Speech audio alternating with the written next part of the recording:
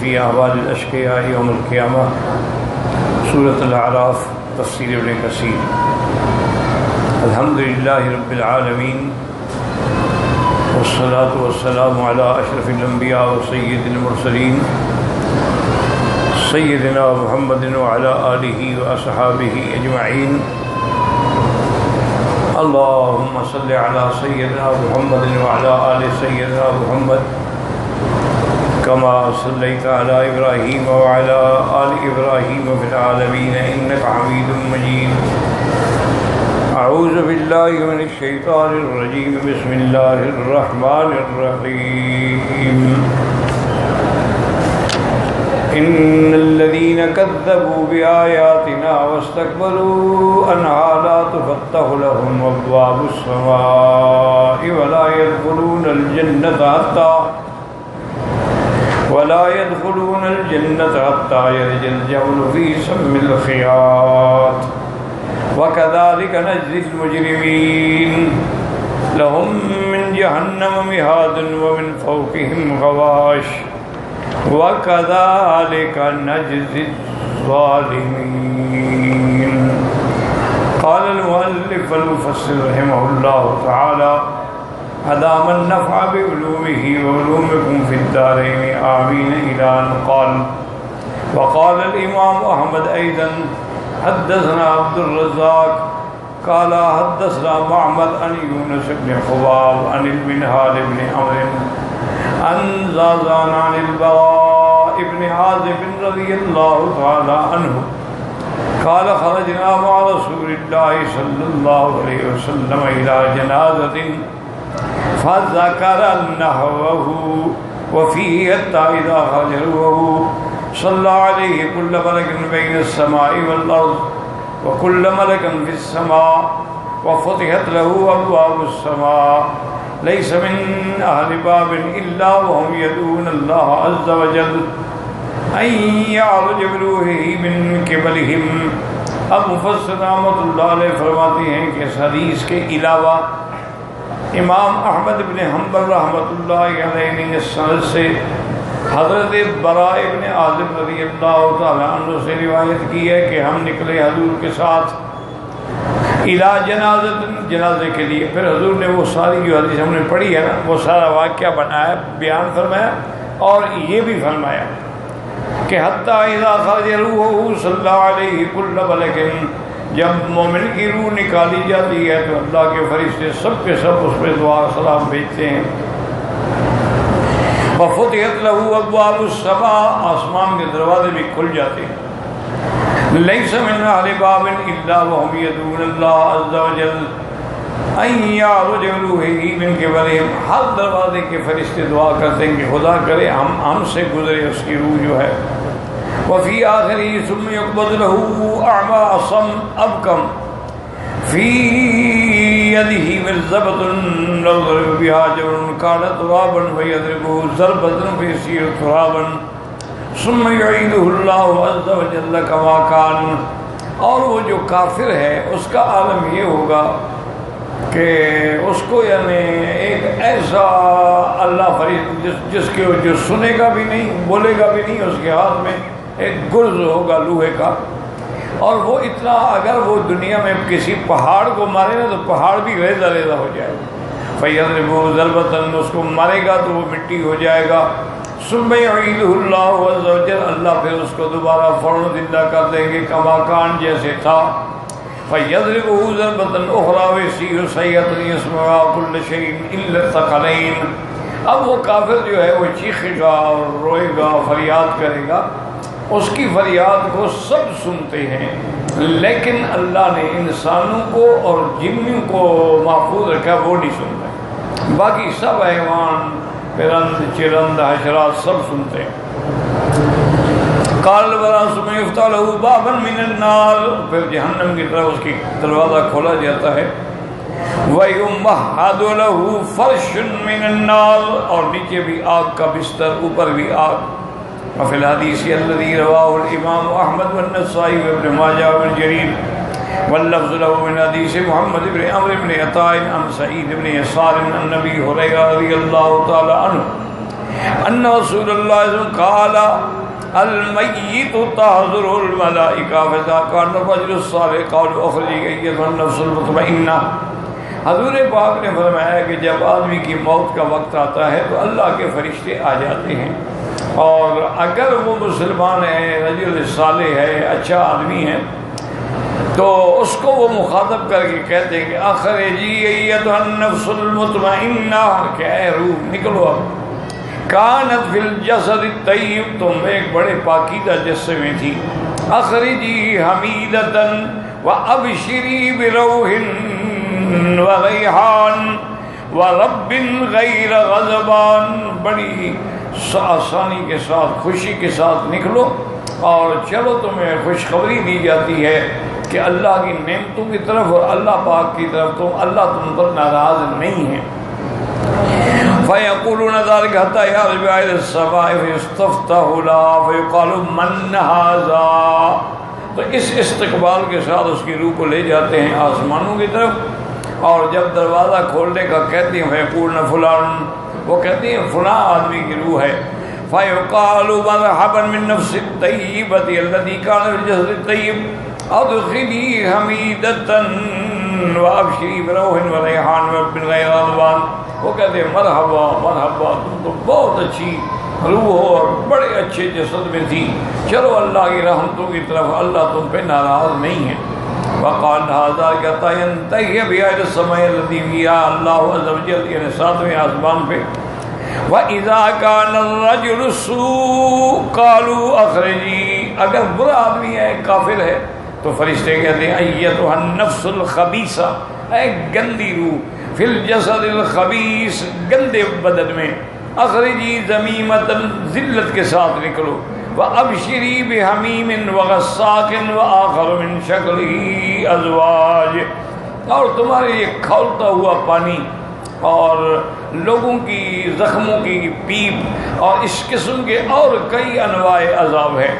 فیکون ذلک حتی تخرج سیال بر السماء وقال من هذا ويكون فلان فیقولون لا مرحبا لا مرحبا بالنفس الخبیثة التي كانت في الجسد الخبیث ارجعی ذمیمة فإنه لم يفتح لك أبواب السماء وتصبح السماء تسير إلى القبر، اس کو پھرایا گیا لیکن آسمان کے دروازے نہیں کھلیں گے، پھر اس کو لوٹا دیا جائے گا یعنی جہنم قبر میں۔ وقد قال النبي قال فتحوا أبواب السماء لا تفتحوا لأعمالهم ولا لأرواحهم وهذا فيه جمع بين القولين، انہوں نے کہا دروازے آسمانوں کے کھلنے کا معنی یہ ہے نہ تو ان کے اعمال اوپر جائیں گے اور نہ ان کے ارواح اوپر جائیں گے۔ اس کے بعد فرماتی ہیں لا يدخلون الجنة حتى يلج الجمل في سم الخياط، هذا قراءة الجمهور وفسروا بأنه البعير، کہ جمل سے مراد اونٹ ہے۔ قال ابن مسعود هو الجمل ابن الناقة، یعنی اونٹ جو اونٹنی سے پیدا ہوتا ہے، وفي رواية زوج الناقة یعنی اونٹ۔ وقال اسمسیتا يدخل البعیر فی خرق الابرة، کہ اونٹ جو ہیں وہ سوئی کے ناکے میں داخل ہوئے تو محال ہے، تو اس لیے اس کا بھی جنت میں جانا محال ہے۔ وقضا قال ابو العالیہ والضحاک وزار علی بن ابی طلحہ فی ان ابن عباس وقال مجاہد بن عباس انه كان يقرأها یعنی الجمل فی سم یعنی الجمل فی سم الخیاط بضم الجیم و تشدید المیم، جمل یعنی الحبل الغلیظ، یعنی جیسے موٹی رسی جو ہے وہ سوئی کے ناکے میں نہیں جاتی، اس طرح یہ بھی نہیں جائے گا۔ بعض اختیار سے یجبین وفی روایت انہوں کہتا ہے الجبل یعنی فلوس السفن، وہ بڑی رسی جس سے کشتیوں کو باندھا جاتا ہے۔ وہی الحبال الغلاظ، وہ بہت موٹے رسے ہوتے ہیں۔ وقولهم من جہنم میعاد، قال محمد بن کعب الکوفی لهم من جہنم میعاد، قال الفرش کہ نیچے بھی آگ، ومن فوقهم غواش، اور اوپر بھی ان کی آگ۔ وَقَدْ قَالَ الضَّحَاكُ بْنُ زَاحِمٍ وَسُلَيْمَانُ وَكَذَلِكَ نَجْزِي الظَّالِمِينَ. اسی طرح اللہ تبارک و تعالی ظالموں کو جو ہے وہ عذاب دیتے ہیں. تو اب اصل میں جو مسئلہ ہے وہ سمجھیں. میں نے اسی لیے عرض کیا تھا کہ معاد جو ہے قیامت کا مسئلہ حشر نشر جو ہے وہ سمجھنا جو ہے وہ عقل سے مشکل. اس لیے تقریباً آپ یقین فرمائیں کہ قرآن پاک کی 68 سورتوں میں اللہ نے قیامت کا ذکر فرمایا اور مختلف اسلوب سے بیان فرمایا. تو سب سے پہلی بات پلے باندھ لیں کہ یہ مسئلہ تب سمجھ آئے گا جب اللہ کے قرآن پہ وحی پہ اور فرمان محمد مصطفیٰ صلی اللہ علیہ وسلم پہ ایمان ہوگا پھر یہ مسئلہ سمجھ آئے گا. ورنہ یہ سمجھ نہیں آ سکتا کہ آدمی اپنا عقل لڑائے وہ سمجھ. اسی کا نتیجہ یہ نکلا کہ بہت بڑے فرقے جو تھے بڑے علم والے لوگ جو تھے معتزلہ میں وہ عذاب قبر کے منکر ہو گئے. انہوں نے کہا کوئی عذاب شذاب نہیں. کرامیہ کا جو فرقہ تھا انہوں نے کہا جی کوئی انبیاء علیہ السلام ہوئے بس فوت ہو گئے ختم ہو گیا اس کے بعد کچھ نہیں. اب سارا معاملہ جو ہے وہ قیامت میں ہو. وجہ کیا تھی کہ وہ عقل سے سمجھنے کی کوشش کرتے رہے اور عقل سے یہ مسئلہ سمجھ آ نہیں سکتا.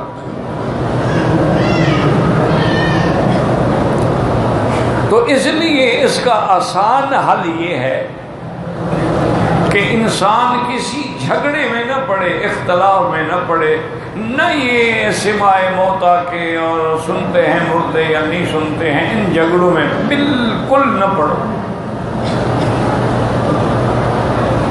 جتنا قرآن میں موجود ہے آمنا, جتنا فرمان رسول پاک میں موجود ہے آمنا ہمارا ایمان ہے. اور جو چیز قرآن میں بھی نہیں ہے اور حدیث مبارک میں بھی نہیں ہے تو پھر اپنی عقل نہ لڑائیں. اب دیکھیں نا اللہ کے پیغمبر نے بدر والے دن جب اللہ نے اسلام کو فتح دی, اللہ نے میرے مدنی پاک کی شان کو بلند کیا, صحابہ کی عظمتوں کو دوبالا کیا اور حق اور باطل کا فیصلہ ہوا. کافروں کے 70 سردار مارے گئے اور 70 سردار جو ہیں وہ قید ہوئے. اور جو ان کے سردار مارے گئے اب ان کے لیے صحابہ نے تو قبریں نہیں کھودنی تھی نا, تو ان کو گھسیٹ کے وہاں بدر کے میدان میں ایک پرانا کنواں تھا اس میں ڈال دیا. اس کو کہتے ہیں قریب بدر. سب کو اس میں ڈال دیا. حضور صلی اللہ علیہ وسلم رحمت دو عالم تشریف لے آئے اور کنویں کے کنارے پہ کھڑے ہو کے فرمایا کہ حل وجدتم ما وعد ربکم حقا.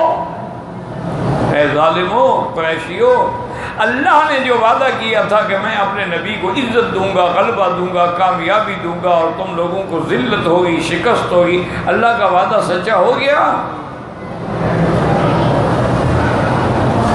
حضرت عمر رضی اللہ تعالی عنہ وہاں موجود تھے تو انہوں نے حیران ہو کے کہا کہ یا رسول اللہ یہ مر گئے اور کنویں میں گل گئے, سڑ گئے, کس کو آپ سنوا رہے ہیں؟ یہ سنتے. حضور پاک نے فرمایا بل اسمع منکم, وہ تم لوگوں سے بھی زیادہ سن رہے. کیوں؟ اگر وہ نہ سنتے تو حضور خطاب ہی کیوں فرماتے؟ اس لیے حضور نے یہ نہیں فرمایا کہ ہاں سنتے ہیں, بلکہ فرمایا اسمع, تم سے بھی زیادہ سن رہے ہیں. حضرت عمر خاموش ہو گئے. رضی اللہ تعالی عنہ وارضاہ۔ اسی طرح حضور صلی اللہ علیہ وسلم نے اپنی امت کو سمجھایا کہ جب بھی تمہارا کسی قبرستان سے گزر ہو تو کہو السلام علیکم یا دار قوم مؤمنین انا انشاء اللہ بکم لاحقون انتم السابقون ونحن الاثر۔ تو اب اگر ان کو سلام پہنچتا ہی نہیں ہے تو پھر دیواروں کو سلام کرنے کا تو حضور نے حکم نہیں دیا۔ دیکھو نا، مدینہ پاک سے بڑا کوئی شان والا شہر کیا ہو سکتا ہے؟ حضور نے کبھی حکم نہیں فرمایا کہ مدینہ پاک کے پہاڑوں پہ گزرو تو سلام کرو، یا مدینہ پاک کے کھجوروں پہ اور باغوں پہ گزرو تو سلام کرو، نہیں، ورنہ ہمارے لیے تو وہ پہاڑ ہی مقدس ہیں۔ لیکن یہاں حکم دیا کہ وہاں سلام کرو، اور سلام کا بھی وہی صیغہ ہو جو زندہ کے لیے ہوتا ہے، السلام علیکم۔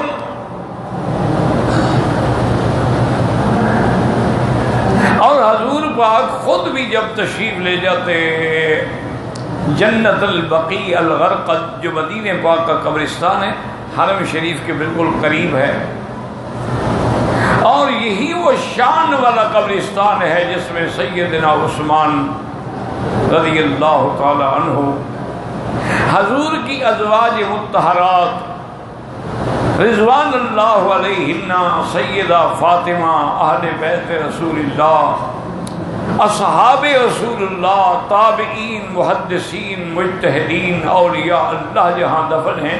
تو یہ وہ بقیع الغرقد، حضور بھی فرماتے ہیں السلام علیکم یا اہل البقیع الغرقد، باقاعدہ اس جگہ کا نام لے۔ یغفر اللہ لنا ولکم، اللہ آپ کی بھی مغفرت کرے، اللہ ہماری بھی مغفرت کرے۔ تو حضور سلام فرماتے ہیں۔ اچھا، یہ باتیں صحابہ کے زمانے میں بھی اختلاف تھا، مسئلہ سمجھو اچھی طرح، جھگڑے نہ کیا کرو، لڑائیاں نہ کیا کرو، اپنے اعمال خراب نہ کیا کرو۔ جتنی دیر تم ان مسائل پہ لڑو جن کا ہم سے تعلق ہی نہیں ہے، موت کا اور حیات کا، کبھی حیات پر انبیاء، کبھی حیات انبیاء پہ بحث ہو رہی ہے، کبھی سماع موتیٰ پہ بات، کتابیں لکھی جا رہی ہیں، اور سارا عقل اور دلائل اور اسی پہ لٹایا جائے، اس سے بہتر ہے کسی کی ہدایت کی بات کرو۔ کبھی یزید کے مسئلے پر بحث ہو رہی ہے کہ یزید پلید تھا کہ پاک تھا۔ ایک آدمی نے عبداللہ ابن المبارک، جو امیر المؤمنین فی الحدیث ہے، اتنا بڑا آدمی ہے کہ محدثین نے لکھا ہے کہ جس کا نام لو تو اللہ کی رحمت نازل ہوتی ہے، اتنا بڑا آدمی، اور ہونا بھی چاہیے۔ امام بخاری کے استاد ہیں رحمت اللہ علیہ۔ تو ان سے ایک آدمی نے آ کے مسئلہ پوچھا،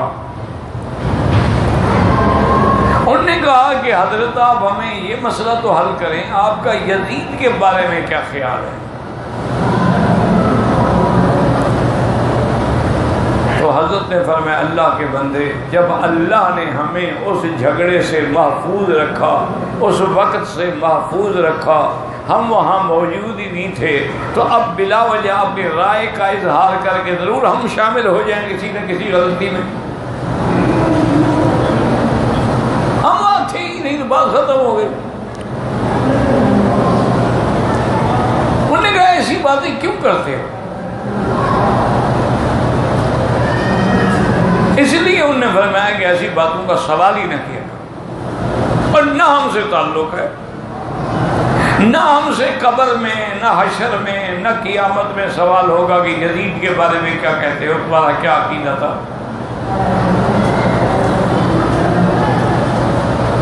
اسی طرح سے یاد رکھیں کہ صحابہ میں بھی اختلاف تھا، لیکن وہ اختلاف ایسا نہیں تھا کہ وہ ایک دوسرے پہ نعوذ باللہ لعنت بھیجیں اور یہ فتوے دیں کہ جو قائل ہے اس کے پیچھے نماز ناجائز ہے، وہ کافر ہے، نعوذ باللہ ثم نعوذ باللہ۔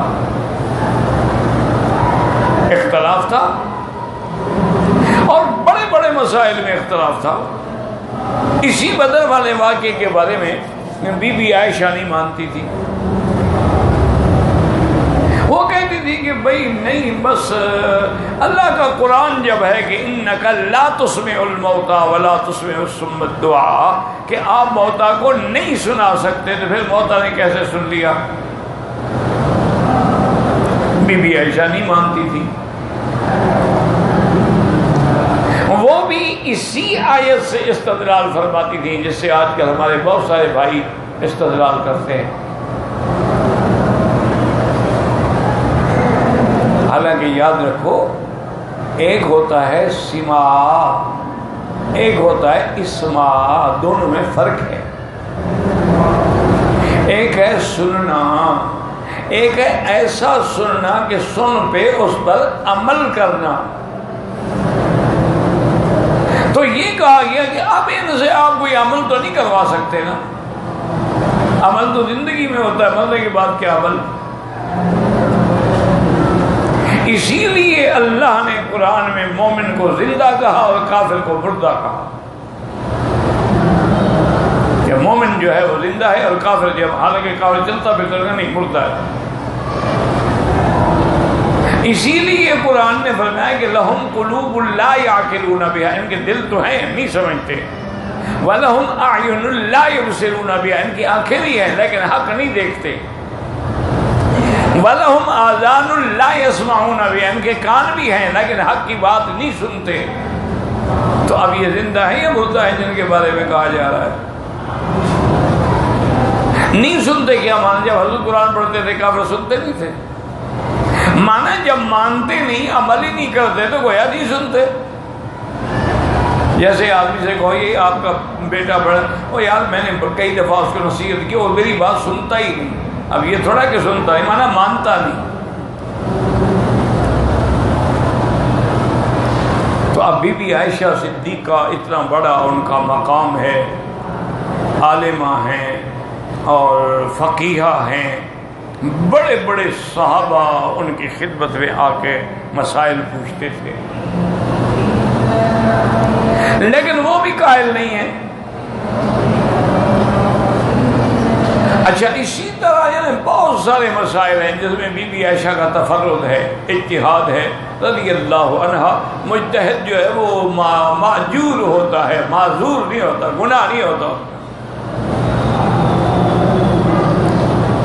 بی بی عائشہ حضور کے معراج جسد کی بھی قائل نہیں تھی. وہ فرماتی تھی روحانی معراج رضی اللہ عنہا.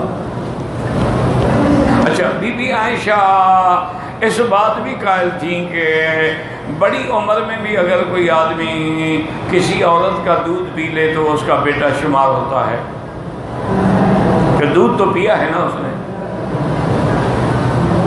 تو کبھی کبھی بی بی صاحبہ اپنے قریبی عزیز جو چاہتی تھی کہ میرے گھر میں آئیں اور میرے ساتھ ملیں، تو اپنی بہن بی بی صاحبہ کو تو اللہ نے اولاد ہی نہیں دی نا، تو اپنی بہن بی بی اسما سے کہتی، وہ دودھ دیتی تو اس کو پلا دیتی، بس ٹھیک ہے جی اب یہ ہمارا رضائی بھائی بن گیا.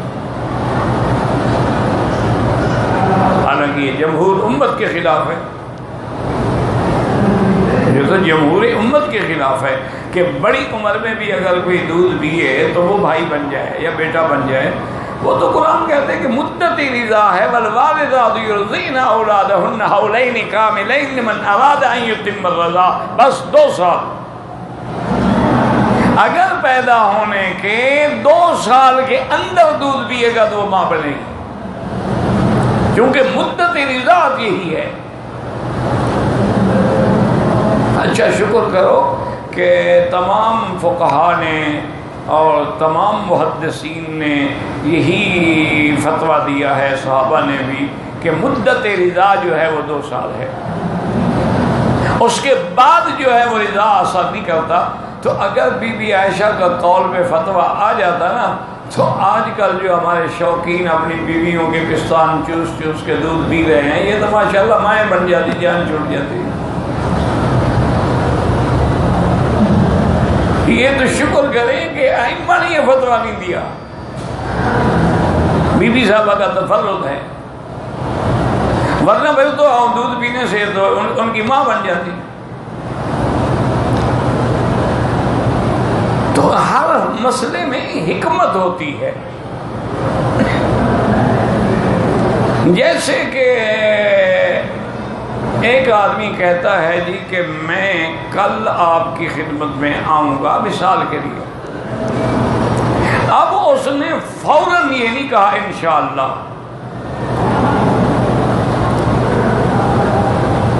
تو ائمہ کرام کہتے ہیں کہ حضرت ابن عباس بھی کہتے تھے کہ بھئی اگر اس نے اس وقت نہیں کہا انشاءاللہ لیکن 2 گھنٹے بعد 4 گھنٹے بعد یاد آیا کہ میں نے کہا انشاءاللہ کہہ دیا تو استثناء ہو گیا. امام ابو حنیفہ فرماتے کہ نہیں، اگر اس نے اسی وقت کہا ہے انشاءاللہ پھر تو استثناء ہے، اگر اس نے بعد میں کہا اس کا کوئی اعتبار نہیں. خدا کی شان ہے کہ اس وقت بنو عباس کا آخری بادشاہ مستنصر کی حکومت تھی. اس کو شکایت کی گئی امام ابو حنیفہ رحمۃ اللہ علیہ کی کہ یہ آپ کے جد امجد حضرت ابن عباس کے فتوے کے خلاف فتویٰ دیتا ہے. کہ حضرت ابن عباس فرماتے ہیں کہ اگر کوئی آدمی آپ سے وعدہ کرتا ہے اس وقت انشاءاللہ نہیں کہا لیکن بعد میں یاد آیا 5-6 گھنٹے بعد یا دوسرے دن کہہ دیا ٹھیک ہے، کوئی اب وہ گناہ گار نہیں ہوگا اگر پورا وعدہ نہ ہوا کہ وہ انشاءاللہ کہہ دیا. اور امام صاحب کہتے ہیں کہ نہیں، اگر اسی وقت کہے تو ٹھیک ہے ورنہ نہیں. تو یہ تو حضرت ابن عباس کے فتوے کے خلاف ہے. آپ کے جد امجد کے خلاف امام صاحب فتویٰ دے رہے ہیں. بادشاہ کو بھی خوشامدی مولوی ہوتے ہیں نا جی، وہ فائدہ تو اٹھاتے ہیں نا، تو انہوں نے بادشاہ کو بھر دیا. بادشاہ نے کہا کہ فوراً امام صاحب کو طلب کیا جائے.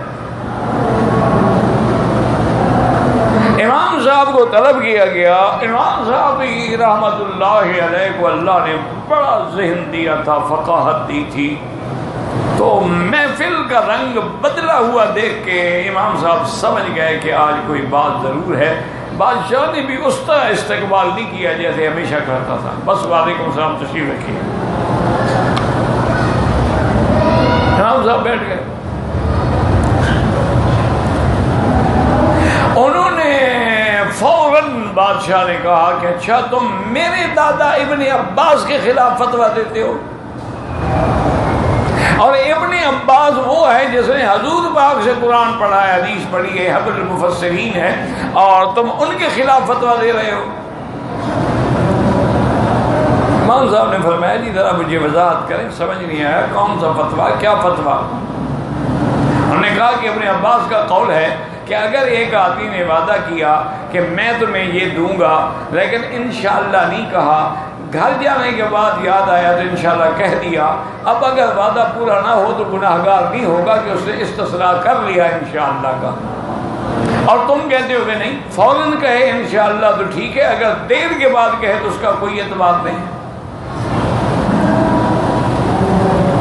امام صاحب نے فرمایا کہ بادشاہ سلامت، اگر میں ابن عباس رضی اللہ عنہ کے قول پہ فتویٰ دوں میرا تو کچھ نہیں ہوگا، تیری حکومت بھی رہے گی. کیا مطلب؟ انہوں نے کہا یہ جو سارے بیٹھے نا خوش آمدی، یہ تمہارے سامنے بیعت کر لیں گے، گھر جا کے کہہ دیں گے انشاءاللہ، تو بیعت توڑنے میں ان کو گناہ نہیں ہوگا. بادشاہ انہوں نے کہا نہیں تمہارا فتویٰ ٹھیک ہے، تم یہی فتویٰ دیا کرو. انہوں نے کہا جی مجھے تو کچھ نہیں ہوگا لیکن آپ کی حکومت چلی جائے گی، تمہارے ہاتھ پہ بیعت کریں گے، گھر جا کے کہہ دیں گے انشاءاللہ، اللہ نے چاہا تو وفا کریں گے نا. بادشاہ کو سمجھ آ گئی بات میں، کہا نہیں بس ٹھیک ہے، آپ جو فتویٰ دیتے ہیں اسی فتوے پہ قائم رہیں. تو اس لیے ہمیشہ یاد رکھیں کہ اختلاف ہوتے ہیں لیکن وہ اختلاف علمی ہوتے تھے، وہ اختلاف بغض، عناد، ریا، شہرت سے پاک ہوتے. کیونکہ ان کا یہ جھگڑا جو ہے وہ اس لیے نہیں ہوتا تھا کہ میرا نام بنے اور میں بڑا مولوی کہلاؤں اور میں بڑا، دیانتداری سے اختلاف ہوتا تھا، اور جب مسئلہ سمجھ آ جاتا تھا رجوع کر لیتے۔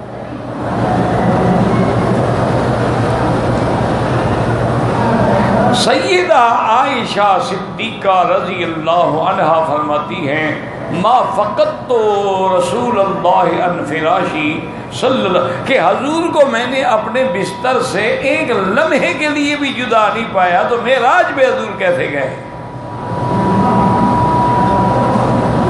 وہ فرماتی تھیں کہ یہ جو کہتے ہیں کہ حضور اپنے جسد مبارک کے ساتھ معراج پہ گئے ہیں اور جاگتے ہوئے معراج پہ گئے ہیں، ما فقط تو رسول اللہ، حضور تو میرے بستر پہ لیٹے ہوئے تھے، ارے ایک سیکنڈ کے لیے بھی حضور میرے بستر سے جدا نہیں ہوئے، معراج پہ کیسے گئے؟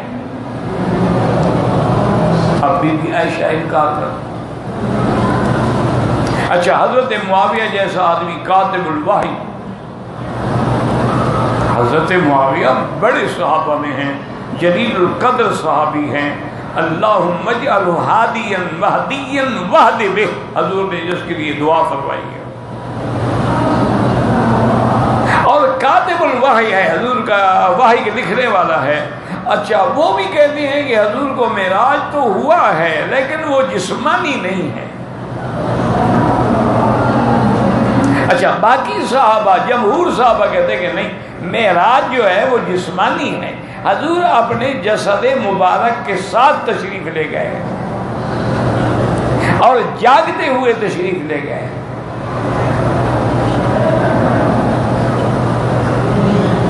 اب دیکھیں اختلاف ہو گیا، صحابہ، جمہور صحابہ کہتے ہیں کہ نہیں، حضور جسد کے ساتھ گئے، اور بی بی عائشہ اور حضرت معاویہ نہیں مانتے۔